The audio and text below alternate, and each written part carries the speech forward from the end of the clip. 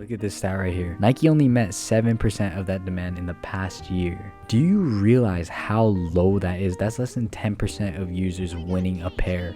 Fam, what is good, prescription family, man? Today we got some interesting things to talk about, man. In an internal meeting at Nike, it was announced the data of the sneakers app, and man, I think all of us here have a problem with this Nike sneakers app, right? I think all of us here have taken an L on a Nike sneakers app, and this is crazy. I'm looking at the date right now. It's October 11, 2021. Who here, drop a comment down below. If you haven't hit one thing on the Nike sneakers app this whole entire year. I'm not too far off, man, and I try for a lot of the raffles, let me tell you that much. So basically, a little rundown is that basically it's saying here that during a meeting last week, Nike said that it's at risk of losing sneaker obsessed consumers over the sneakers app, just because hype is killing the culture and consumers are migrating towards New Balance and smaller independent brands. Man, I mean, if you see these New Balances, man, these are like the new wave.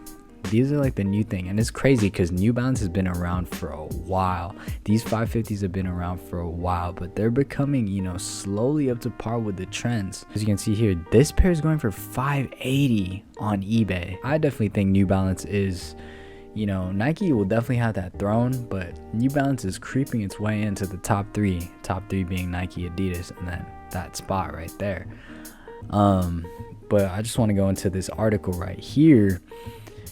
It basically is saying that the Nike VP was realized. His name is Ron Ferris. Who is this motherfucker, by the way? Oh my god, this guy looks like a tweaker. At the end of the day, they're not wrong. They had to address the situation somehow, and if they wouldn't, it seems like they don't care about any of their customers, right?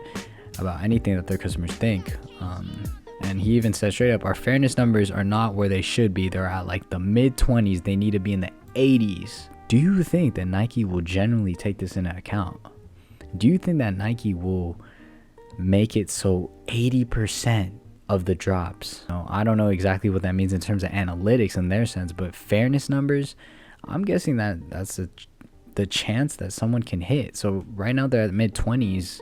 Maybe they're saying there's a 1 in 5 chance that you can hit. Of course, there's a lot of variability, but what if there is a case that 80% of users would win their pairs? What would that do? Now think of that in a sense of reselling. What would that do for the community if just everybody started hitting pairs? Obviously that's not possible, because then you would have to increase stock numbers, right? You would have to increase drops to millions, general releases to the millions per, and that's just not possible logistically. So in terms of fairness, definitely patching up a lot of the loopholes that sneakers has had for the past years now.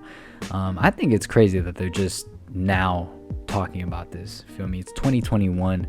This shit could have been done 2017, bro. Like, it's bad now, but come on, bro. Oh, this is one stat that I found very interesting right here. The meeting stated that the global number of active sneaker users increased 57% in the last year.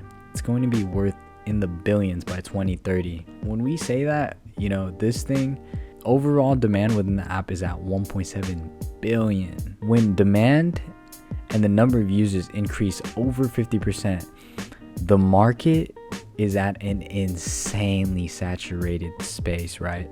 But look at this stat right here. Nike only met 7% of that demand in the past year. Do you realize how low that is? That's less than 10% of users winning a pair. And look at this, 13% for 2019 and 2020. Now everybody knows 2020 was a monster year with the chunky donkeys and everything like that, but barely anybody hit that year. Imagine how 2021 is, and I think we're all feeling it now. We're all getting that fatigue, and it's to the point where reps aren't looking too bad these days, man. Reps have gotten better, gotten more achievable, more trustworthy.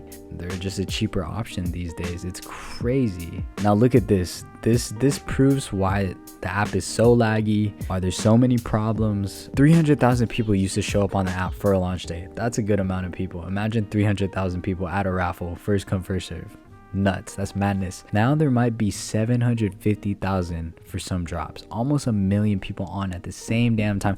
And if you know me, I live in the West Coast. I'm going up against 749,999,000 people at 7 a.m., bro. And some people have bots too. It makes no sense. Like, there is absolutely, like, the chance of winning or hitting on a hype drop these days is extremely low. It's extremely low. It's that point where you can't really do much. More people are into sneakers. More people are into the reselling game. Like I said, it's becoming saturated to the point where the only way they can fix this is by upping their stock numbers, which logistically is just not possible, right? Claiming that Nike does a good job defending against sneaker bots. Yeah, okay. There's that Nike released 500,000 pairs of the shoes via exclusive access. That is cap. There's no way that many shoes were given out for exclusive access. Hell no. The shoes were sold to the most deserving shoppers. That is also cap. And basically at the end of this whole article, they claimed, oh, it means we must listen more. It doesn't mean that we're going to be dictating culture. It means our community must dictate the culture and we have to listen to them. You know what I mean? And with that being said, my thoughts on that is that, you know, Nike, they can say that they're going to listen to us, to the consumers, but at the end of the day, it's their call, you know. If we say it's bots, you need to up the bot protection, you know, they're still gonna find a way. Referring to people who run sneaker bots. You know, it's just one of those things where now it just kind of sucks. It's not the same, and I'm gonna keep it real. It's super discouraging to know that you can wake up that early, try, and not even have a chance. You basically are running raffles to get sneakers. You know, what happened to the days of just buying sneakers? It's come to that point where it's so saturated that you can't do such a thing. And I don't know, in this meeting, obviously they do want things to be done, and I literally don't see any other solution other than upping the stocks for a lot of these releases, you know. Possibly fix their exclusive access network, you know, create an incentive, or maybe just the more people that actually spend money on the app, if they're like blessed with some pairs, you know, they get exclusive access. I don't know. Let me know in the comments what you think Nike should do with this, because it's a tough situation. You know, it is pay to play. I know of so many cases where people who created new accounts, they have better chances of hitting it the first time, because it's that gambling feeling, you know, like you hit, you know, you get that dopamine rush, and then you just want to go back, and hence why, you know, 750,000 people are there waiting on release. That's actually nuts to think about. Almost 1 million people around the world. Think about that. Think how far we come as like sneaker community. That's fucking nuts. And like before first come first serve drops, like those would be in the thousands, and that would look nuts, right? People camp out, blah blah blah. This is almost near damn 1 million people around the world going for like one shoe, one hype shoe. And wow, that's crazy to think about. The game's changed, and there's a lot of things Nike needs to take care of. I'm glad they did have the meeting, and it is interesting that they did expose those numbers. You know, if I was Nike VP, I would keep those numbers under wraps, because I know a lot of people that are just done with the Nike sneakers app. But let me know what you think, man. Leave a like, leave a comment down below, and don't forget to subscribe for more videos. I'm coming out with more bangers. I know I've been posting a lot of shorts lately, but I'm gonna come out with more bangers. Let me know what you want to see down below for content purposes.